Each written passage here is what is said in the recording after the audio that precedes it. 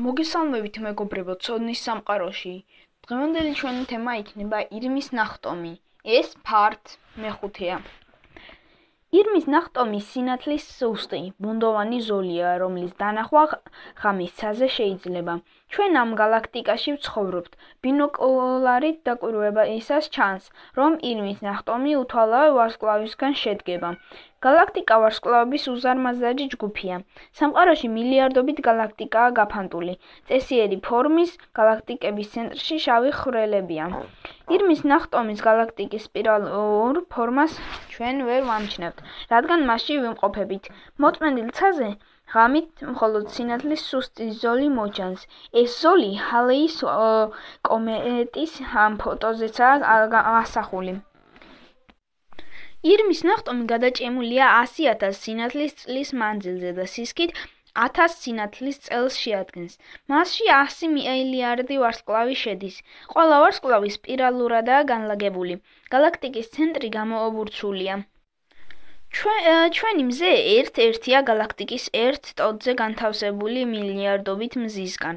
ირმის ნახტომის ყველა ვარსკვლავი სწრაფი მორევივით ბრუნავს ცენტრის გარშემო. ჩვენი მზე საათში 800,000 კილომეტრის სიჩქარით მოძრაობს.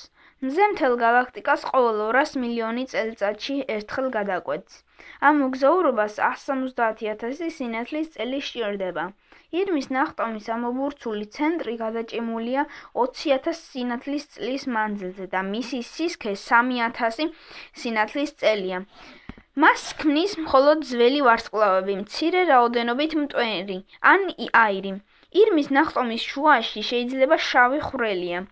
კოსმოსური ხომალდით ირმის ნახტომის გარეთ გაფრენა რომ შეგვეძლოს და მისი გვერდიდან დანახვა, მას ისეთ დავინახავთ, როგორც ამ სურათზეა გამოსახული და გაბრტყელებულ ამობურცული ცენტრით. სპირალურ შტოებზე უფრო ახალგაზრდა ვარსკვლავებია, აგრეთვე მტვრისა და აირის ღრუბლები, რისგანაც ისინი წარმოიქმნა.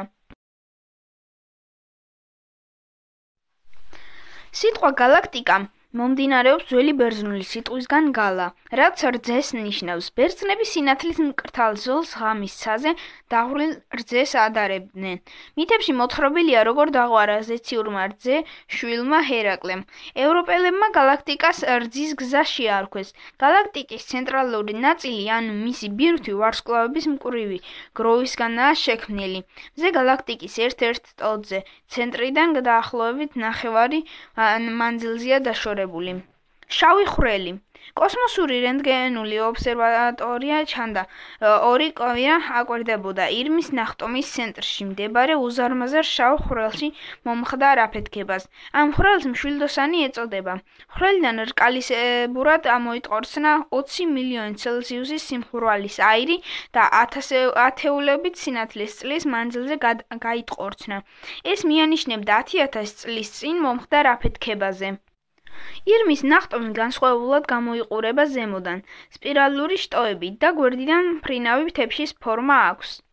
მზეს რომ ბეისბოლის ბურთის ზომა ჰქონდეს, ირმის ნახტომი დაემსგავსებოდა ამერიკის შეერთებული შტატების მთელი ტერიტორიაზე მიმოფანტული ბეისბოლის 80 ბურთის ერთობლიობას.